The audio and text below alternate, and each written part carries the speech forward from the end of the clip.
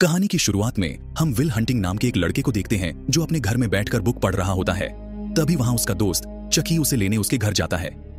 Will भी उसके साथ हो लेता है। वे कार में बैठते हैं और निकल पड़ते हैं। यहाँ यूएसए की MIT यूनिवर्सिटी में मैथ्स के मशहूर प्रोफेसर जेराल्ड अपनी क्लास के दौरान विद्यार्थियों को बताते हैं कि उन्होंने हाल के ब्लैक बोर्ड पर मैथ्स की एक मुश्किल प्रॉब्लम को लिखा है और जो कोई भी उस प्रॉब्लम को सॉल्व कर देगा उसका नाम MIT टेक अखबार के फ्रंट पेज पर छपेगा। विल MIT यूनिवर्सिटी में एक सफाई कर्मचारी था जो हाल में सफाई के दौरान उस ब्लैकबोर्ड पर लिखी मैथ्स की प्रॉब्लम को बड़े गौर से देखता है और एक ही नजर में वो प्रॉब्लम उसके दिमाग में छप जाती है। वह घर जाकर उस प्रॉब्लम को सॉल्व करने में लग जाता है और अगले दिन हाल की सफाई के दौरान वह चुपके से बोर्ड पर अपना सॉल्यूशन लिख देता है। जब प्रोफेसर को पता चलता है कि किसी ने उस प्रॉब्लम को सॉल्व कर दिया है तो वह फौरन वहां जाता है। प्रोफेसर हैरान था क्योंकि जवाब बिल्कुल सही था। वह सबसे पूछता है कि बोर्ड पर सॉल्यूशन किसने लिखा है, पर किसी को भी यह पता नहीं था। अगले दिन विल अपने दोस्तों के साथ बेसबॉल मैच देख रहा था।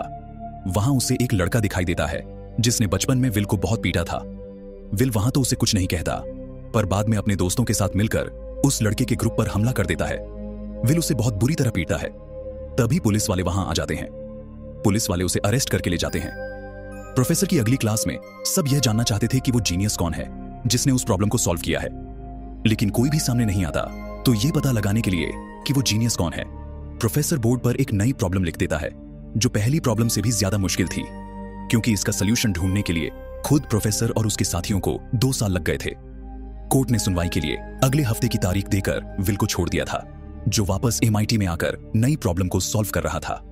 मगर इस बार प्रोफेसर उसे देख लेता है और इससे पहले कि वह विल से कोई सवाल कर पाता, विल वहां से भाग जाता है। जब प्रोफेसर सॉल्यूशन को देखता है तो वह चौंक जाता है, क्योंकि जिस प्रॉब्लम को सॉल्व करने में उसे 2 सालों तक कड़ी मेहनत करनी पड़ी थी, विल ने उसे बड़ी आसानी से सॉल्व कर दिया था। विल अपने दोस्तों के साथ एक क्लब में जाते हैं जहां चकी 2 लड़कियों को इंप्रेस करने की कोशिश करता है, पर एक घमंडी लड़का वहां आता है जिसे अपनी नॉलेज पर बहुत घमंड था और वह चकी को नीचा दिखाने के लिए उससे काफी मुश्किल सवाल पूछता है।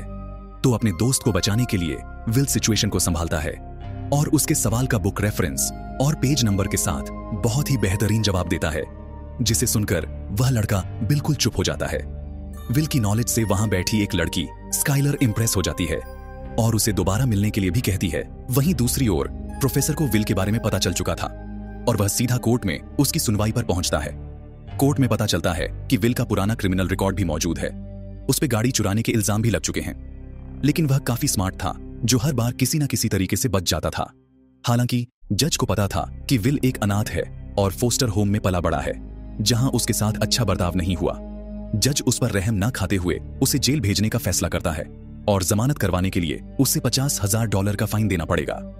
प्रोफेसर ने जज से बात करके विल को अपनी सुपरविजन में रखने के लिए मना लिया था, लेकिन विल को उसकी 2 शर्त माननी पड़ेगी। पहली कि उसे प्रोफेसर के साथ मैथ्स की रिसर्च पर काम करना पड़ेगा और दूसरी कि उसे थेरेपिस्ट के पास जाना पड़ेगा जब तक कि वो सुधर नहीं जाता, क्योंकि थेरेपिस्ट की रिपोर्ट के बेसिस पर ही वो कोर्ट से उसकी जमानत ले सकते हैं। उसके पास कोई और रास्ता नहीं था, तो प्रोफेसर की दोनों शर्तें उसे माननी ही पड़ती हैं। इसके बाद विल मैथ्स की एक और मुश्किल प्रॉब्लम को सॉल्व करके प्रोफेसर को अच्छी तरह से यकीन दिला देता है कि उसने किसी ट्रिक का इस्तेमाल नहीं किया, बल्कि वह सच में एक जीनियस है।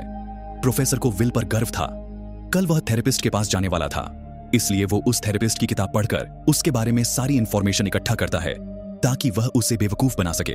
और ऐसा ही होता है। अपने सेशन के दौरान वो उस थेरेपिस्ट के सीक्रेट्स रिवील कर देता है और घबराकर वो थेरेपिस्ट विल का ट्रीटमेंट करने से मना कर देता है। प्रोफेसर समझ चुका था कि विल इतनी आसानी से काबू में आने वाला नहीं है, तो वो अपने पुराने दोस्त शॉन से मदद मांगता है जो कम्युनिटी कॉलेज में साइकोलॉजी का प्रोफेसर था और वो प्रोफेसर जेराल्ड का रूममेट भी रह चुका था। फिर प्रोफेसर जेराल्ड शॉन को विल के बारे में सब बताते हुए कहता है कि विल एक नायाब हीरा है जिसे खुद की वैल्यू का पता नहीं है। वो कोई आम लड़का नहीं है। प्रोफेसर की बातें सुनकर शॉन विल की थेरेपी के लिए मान जाता है। अगले दिन शॉन विल को अपने ऑफिस बुलाता है। विल वहां आ जाता है, जो अपने नए थेरेपिस्ट शॉन को भी सबक सिखाने के लिए तैयार था। प्रोफेसर कमरे से बाहर चला जाता है और शॉन विल से अकेले में बातें करने लगता है। शॉन के ऑफिस में बहुत सारी बुक्स पड़ी थीं, जिन्हें देखकर विल उसकी किताबों का मजाक उड़ाने लगता है और उससे बदतमीजी से बात करने लगता है। यह सब उसका प्लान था ताकि वह शॉन को गुस्सा दिलाकर डिस्टर्ब कर दे और इस थेरेपी सेशन को भी बर्बाद कर दे। शॉन जानता था कि यह विल की कोई चाल है, इसलिए वह ज्यादा रिएक्ट नहीं करता और शांत रहता है। विल के पास और कोई चारा नहीं था, तो वह शॉन को भड़काने के लिए उसकी बीवी को कैरेक्टरलेस बोलता है। शॉन गुस्से में कहता है कि अपना मुंह संभाल कर बात करो। शॉन को डिस्टर्ब देखकर विल समझ चुका था कि शॉन की बीवी ही उसकी कमजोरी है, तो वह फिर से उसकी बीवी के बारे में उल्टा सीधा बोलता है। इस बात से शॉन को बहुत गुस्सा आता है और विल को गले से कसकर पकड़ लेता है और कहता है कि अगर दोबारा मेरी बीवी के बारे में कुछ गलत बोला तो मैं तुम्हें जान से मार डालूंगा। अपने बचाव में विल कहता है कि थेरेपी सेशन का टाइम खत्म हो चुका है और शॉन उसे छोड़ देता है। विल बहुत खुश था क्योंकि उसने एक और थेरेपिस्ट को हरा दिया था, लेकिन शॉन उदास था और उसकी उदासी देखकर प्रोफेसर समझ चुका था कि शॉन विल के और थेरेपी सेशंस नहीं लेगा। मगर शॉन हार नहीं मानता और अगले हफ्ते से थेरेपी सेशंस कंटिन्यू करने के लिए कहता है। उस रात विल स्काइलर के साथ डेट पर जाता है, जहां उसे पता चलता है कि स्काइलर का परिवार काफी अमीर है और वह हार्वर्ड यूनिवर्सिटी में पढ़ाई कर रही है। स्काइलर को भी विल बहुत अच्छा लगता है। उनकी डेट बहुत अच्छी जाती है और वह दोनों एक दूसरे को लाइक करने लगे थे। अगले थेरेपी सेशन के दौरान शॉन विल को पार्क में ले जाता है।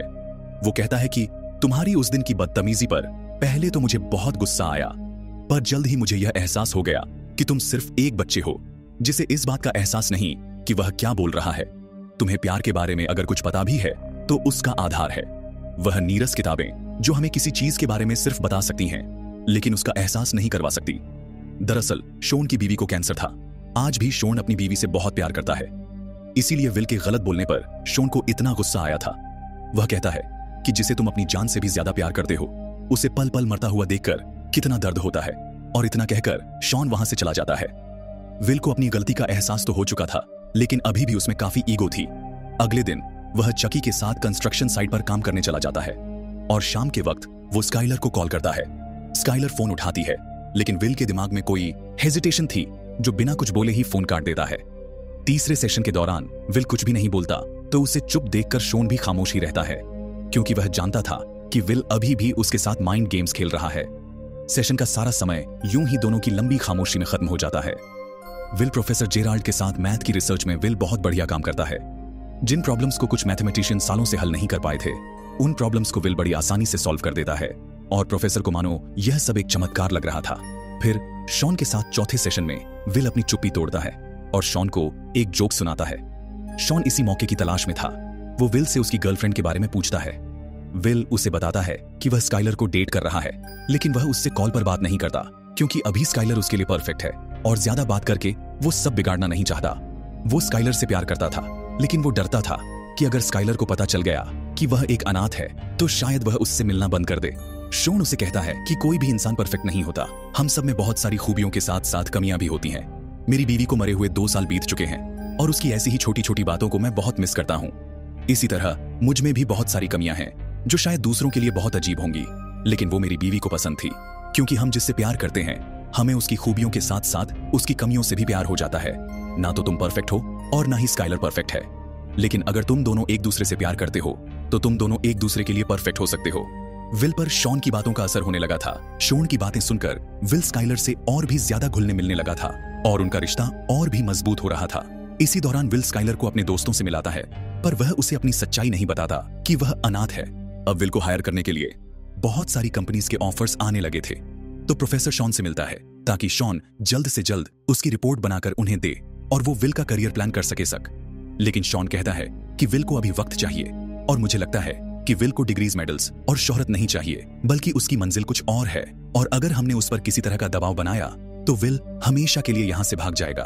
बावजूद इसके जब प्रोफेसर विल को इंटरव्यू देने के लिए कहता है तो विल अपनी जगह अपने दोस्त चकी को इंटरव्यू के लिए भेज देता है, जो इंटरव्यू कंडक्ट करने वाले स्टाफ से ही पैसे लेकर चला जाता है।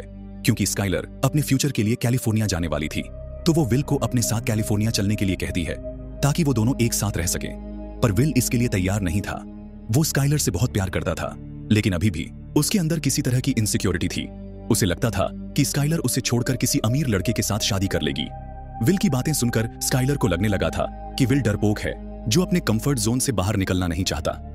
इस बात पर उन दोनों में झगड़ा शुरू हो जाता है। स्काइलर कहती है कि मैं जानती हूं तुम मुझसे झूठ बोलते आए हो कि तुम्हारे 12 भाई हैं, बावजूद इसके मैं तुमसे प्यार करती हूं। यह बात विल को ट्रिगर कर देती है और वह गुस्से में सब सच बोल देता है कि हाँ, मेरा कोई परिवार नहीं है, मैं एक अनाथ हूं और जहां पर मैं रहता था वहां का केयर टेकर मुझे बहुत टॉर्चर करता था। स्काइलर उसे शांत करने की कोशिश करती है, लेकिन विल काफी गुस्से में था, जो उसे कहता है कि मैं तुमसे प्यार नहीं करता। वहां से चला जाता है। स्काइलर को छोड़ने के बाद विल की पर्सनल लाइफ और भी ज्यादा उलझ चुकी थी, इसीलिए वह थोड़ा अपसेट हो चुका था, जो प्रोफेसर से भी लड़ने लगता है, क्योंकि अब वह मैथ्स की रिसर्च पर भी काम नहीं करना चाहता था। भले ही वह जीनियस था, लेकिन अभी भी वह अपनी लाइफ में फोकस्ड नहीं था। विल के जीनियस स्किल्स देखकर उसे नेशनल सिक्योरिटी एजेंसी में कोड ब्रेक करने के लिए जॉब की ऑफर आती है, जिसके बारे में वह शॉन को अपने अगले सेशन में बताता है। शॉन जानता था कि विल ने आज तक किसी से भी खुलकर अपने दिल की बात नहीं कही, ना ही अपना दर्द किसी के साथ साझा किया है। इसीलिए उस दर्द का गुब्बार जो उसके अंदर आज तक दफन है, वो बाहर आना बहुत जरूरी है, नहीं तो विल एक नॉर्मल लाइफ नहीं जी पाएगा। शॉन उससे पूछता है कि तुम्हारा दिल किस चीज में लगता है और तुम अपनी जिंदगी में क्या करना चाहते हो। यह सवाल तो बिल्कुल सीधा था, लेकिन विल अपने दिमाग में इतना उलझ चुका था कि उसके पास इस सवाल का कोई जवाब ही नहीं था। शॉन उससे कहता है कि तुम बहुत काबिल हो, तुम्हारा टैलेंट बेमिसाल है, मगर तुम अपने टैलेंट को इस्तेमाल ना करके और उसकी जगह मजदूरी का काम करके अपनी लाइफ को बर्बाद कर रहे हो। शॉन की बातों का विल के पास कोई जवाब नहीं था। फिर एक दिन कंस्ट्रक्शन साइट पर काम के दौरान चकी को विल के ब्रेकअप का पता चलता है और वह विल से कहता है कि तुम अपनी जिंदगी को बेहतर बना सकते हो, मैं इस काबिल नहीं हूं कि कोई बढ़िया काम कर सकूं। उसकी बातें विल को सोचने पर मजबूर कर देती हैं, क्योंकि विल अब मैथ्स की रिसर्च पर काम नहीं करना चाहता था। इसीलिए प्रोफेसर को उस पर बहुत गुस्सा था, जो शॉन के ऑफिस में उससे बहस कर रहा था। प्रोफेसर सोच रहा था कि अगर विल हमारे साथ काम नहीं करना चाहता तो उसे थेरेपी टेस्ट में फेल करके जेल भेज दिया जाए। लेकिन शॉन प्रोफेसर को समझाता है कि बचपन में विल पर हुए अत्याचारों की वजह से उसके दिमाग पर बुरा असर पड़ चुका है, जो आज भी किसी पर भी भरोसा करने से और किसी को भी अपने दिल के करीब लाने से डरता है। रही बात उसके दोस्तों की, तो वह हमेशा मौज मस्ती करते हैं, जो बिना कुछ सोचे समझे विल के एक इशारे पर किसी का भी सर फोड़ने के लिए तैयार रहते हैं। इसलिए विल उनके साथ कंफर्टेबल महसूस करता है। शॉन का मानना था कि विल को अपना करियर बनाने से पहले किसी के साथ एक मजबूत रिश्ता बनाने की सख्त जरूरत है, ताकि वह दिल खोलकर जी सके। इसी बीच विल वहां आ जाता है, जो दरवाजे के उस पार से सब सुन रहा था। फिर प्रोफेसर वहां से चला जाता है और शॉन विल को उसके कोर्ट केस की फाइल दिखाता है, जिसमें विल की तस्वीरें थीं, जो उस पर हुए चाइल्ड अब्यूज का प्रूफ थी। शॉन ने उसके थेरेपी सेशंस के आधार पर अपनी फाइनल रिपोर्ट भी तैयार कर ली थी। विल मन ही मन सोच रहा था कि वो थेरेपी रिपोर्ट में फेल हो चुका है। फिर वो विल से कहता है कि तुम मेरी बात ध्यान से सुनो, आज तक जो कुछ भी तुम्हारे साथ हुआ है उसमें तुम्हारी कोई गलती नहीं है। विल कहता है ठीक है, लेकिन शॉन उसे कहता है कि तुम समझ नहीं रहे हो, इस सब में तुम्हारी कोई गलती नहीं है। दरअसल शॉन ये अच्छी तरह से जानता था कि विल उसके सिवा किसी पर भी भरोसा नहीं करता, इसलिए वह विल को रुलाने की कोशिश कर रहा था, ताकि जो गुब्बार उसके अंदर सालों से दफन है वह उसे बाहर निकाल सके और विल को हल्का महसूस करा सके। वह धीरे धीरे विल के करीब जाता है, लेकिन विल उसके करीब आने से डिस्टर्ब हो रहा था। पहले तो वो शॉन को दूर धकेलता है, लेकिन बाद में वो उसे कसकर गले लगा लेता है और जोर जोर से रोने लगता है। शॉन उसे पिता की तरह प्यार देता है, जो विल को आज तक किसी ने नहीं दिया था, और यह पहली बार था जब विल किसी के गले लगकर रोया था। यह पल बहुत इमोशनल था, जिसे शब्दों में बयान नहीं किया जा सकता।